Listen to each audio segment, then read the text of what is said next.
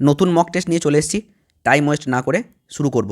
আজকে সকালেই একটা মক টেস্ট নিয়ে এসেছিলাম, আশা করি ওইটা সকলেই তোমরা অ্যাটেন্ড করেছো। যদি না দাও তাহলে আগের ভিডিওতে যাও, দেখো তোমরা পেয়ে যাবে। ওকে, তো চলো শুরু করা যাক। 1 নম্বর কোশ্চেন, মার্স গ্যাসের রাসায়নিক নাম কি? মার্স গ্যাসের রাসায়নিক নাম কি? দেখি কতজন পারে এটা। একদম ইজি, মিথেন, তাই তো বলে দিলাম, CH4 সংকেত। 2 নম্বর, সরলতম কীটনের IUPAC নাম কি? সরলতম কীটন।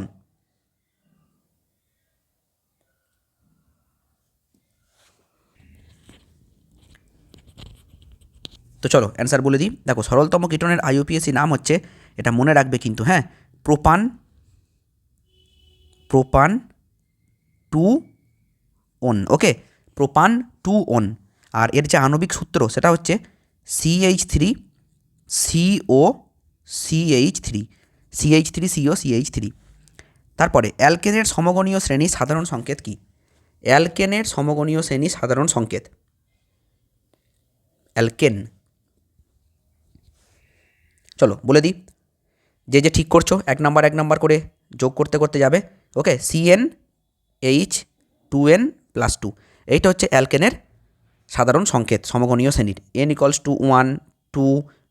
চলবে। ওকে, এবার তুমি এনের জায়গায় মনে করো 1 বসালে, তাহলে কী হবে? CH 2 × 1 + 2, তার মানে CH4, মিথেন, সরলতম অ্যালকেন, তাই না? ওকে, নেক্সট, পিভিসির মনোমারের নাম কি? এটা সবাই পারবে আশা করি, এটা আশা করি সবাই পারবে, পিভিসির মনোমারের নাম।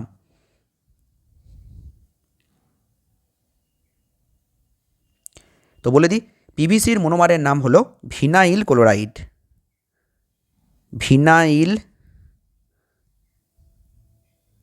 ক্লোরাইড, ওকে, পিভিসির মনোমারের নাম। ওকে ওকে, দেখো ভিনাইল ক্লোরাইডের সংকেত যদি কোনো সময় চাই, সেই জন্য বলে দিচ্ছি, ভিনাইল ক্লোরাইডের সংকেতটা মনে রাখবে, ঠিক আছে? C2H3Cl, ওকে, C2H3Cl। নেক্সট, একটি প্রাকৃতিক জৈব বিশ্লেষ্য পলিমারের নাম লেখো। জৈব বিশ্লেষ্য,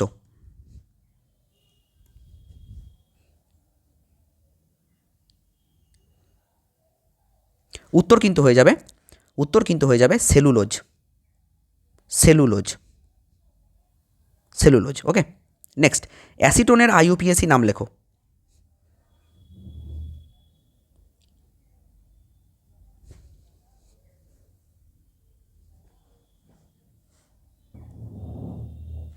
তো উত্তর হয়ে যাবে প্রোপানন।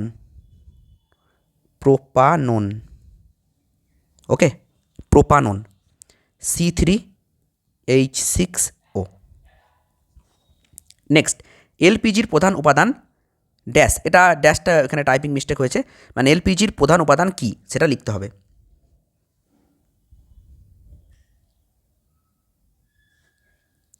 বিউটেন, তাই না? বিউটেন, যারা পড়েছে আশা করি এতক্ষণ তার অ্যান্সার পেরে গিয়েছে। কালিটা একটু চেঞ্জ করে নিই। ওকে, নেক্সট, সরলতম অ্যালকাইন হলো ড্যাশ। সরলতম অ্যালকাইন, তো সরলতম অ্যালকাইন কি হবে? যারা পড়েছো তারা কিন্তু এতক্ষণ পেরে গেছো অ্যান্সার আশা করি। তো উত্তর কিন্তু হয়ে যাবে ইথাইন। কি হবে? ইথাইন। আর ইথাইনকে আর একটা কী বলা হয়? অ্যাসিটিলিন, তাই না? অ্যাসিটিলিন। LPG সিলিন্ডার লিক করলে অ্যামোনিয়া গ্যাসের গন্ধ পাওয়া যায়, সত্য না মিথ্যা?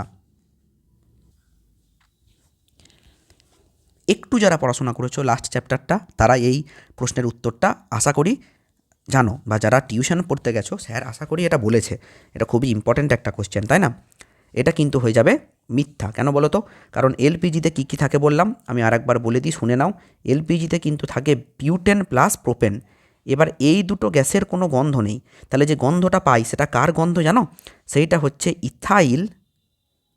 ইথাইল মারকাপটান, তাই না? ইথাইল মারকাপটানের গন্ধ পাওয়া যায়, ইথাইল মারকাপটান। নেক্সট, টেবলনে উপস্থিত হ্যালোজেনটি হলো ক্লোরিন, সত্য না মিথ্যা? আমি কিন্তু শেষে কমেন্টে তোমাদেরকে অ্যান্সার দিতে, মানে কত পেয়েছো সেটা দিতে বলেছি। যারা ভিডিও দেখছো অথচ লিখছো না কমেন্টে, ঠিক আছে? তারা কিন্তু এরকম করবে না, তারা অবশ্যই কমেন্টে লিখবে, তাহলে তোমাদেরও কনফিডেন্স লেভেল বুস্ট হবে। যাই পাচ্ছ না কেন, যাই পাচ্ছ, লজ্জার তো কোনো কারণ নেই, তাই না?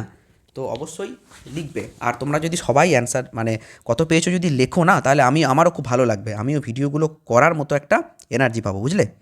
তো এইটা অন্তত তোমরা করতেই পারো আমার জন্য। তো দেখো, এটা হয়ে যাবে কিন্তু মিথ্যা, কারণ টেফলনে কিন্তু ফ্লুওরিন থাকে। কি থাকে? ফ্লুওরিন। ওকে, টেফলনে থাকে ফ্লুওরিন। হ্যাঁ, এটা মনে রাখবে। কী করে মনে রাখবে? দেখো, টেফলন, এই তো ফ আছে না, ফয়ে ফ্লুওরিন, ব্যাস হয়ে গেল। ওকে, তাহলে আর কোনো দিনই ভুলবে না, তাই না? এই যে টেফলন। ওকে, আর টেফলনের রাসায়নিক নাম কি? পলিটেট্রা ফ্লুরোইথিলিন, তাই তো? পলিটেট্রা ফ্লুরোইথিলিন। এই তো ফ্লুরো কথাটা তো ওইখানেই আছে, তাকে তোমরা কী লেখো? PTFE, পলিটেট্রা ফ্লুরোইথিলিন, এখানেই তো এফ আছে, এটাই তো ব্যাস, তাহলে হয়ে গেল ফ্লুওরিন, তাই না? তারপরে জিঙ্ক অ্যামালগামের একটি ব্যবহার উল্লেখ করো।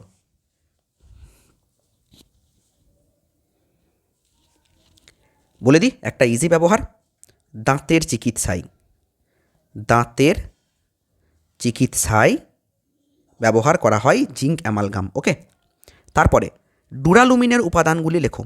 ডুরালুমিন,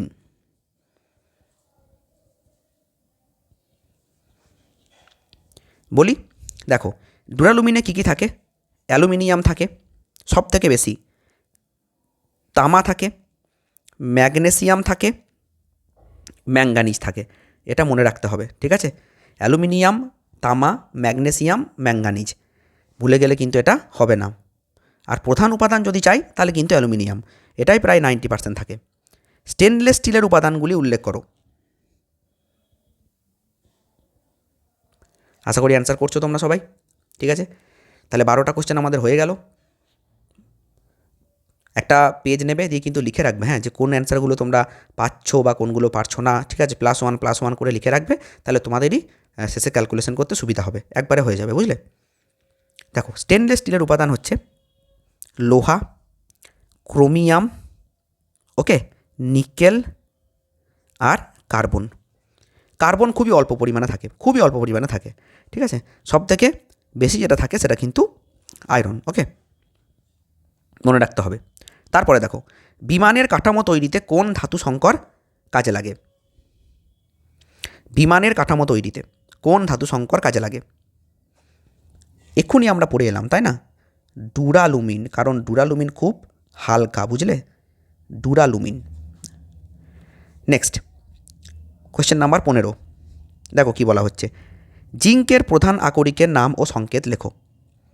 জিঙ্কের প্রধান আকরিকের নাম ও সংকেত লেখো। জিঙ্কের প্রধান আকরিক হচ্ছে জিঙ্ক ব্লেন্ড, জিঙ্ক ব্লেন্ড, জিঙ্কের প্রধান আকরিক। ওকে, সংকেত ZnS, মনে রাখবে, সংকেত হচ্ছে কিন্তু ZnS। ব্যাস, তাহলে আজকে আমাদের এই টেস্টটা কমপ্লিট। তাহলে 15টা কোশ্চেন ছিল, 15-র মধ্যে কত পাচ্ছ অবশ্যই কিন্তু কমেন্ট সেকশনে তোমরা জানাবে, অপেক্ষায় থাকলাম। দেখা হচ্ছে পরের টেস্টে।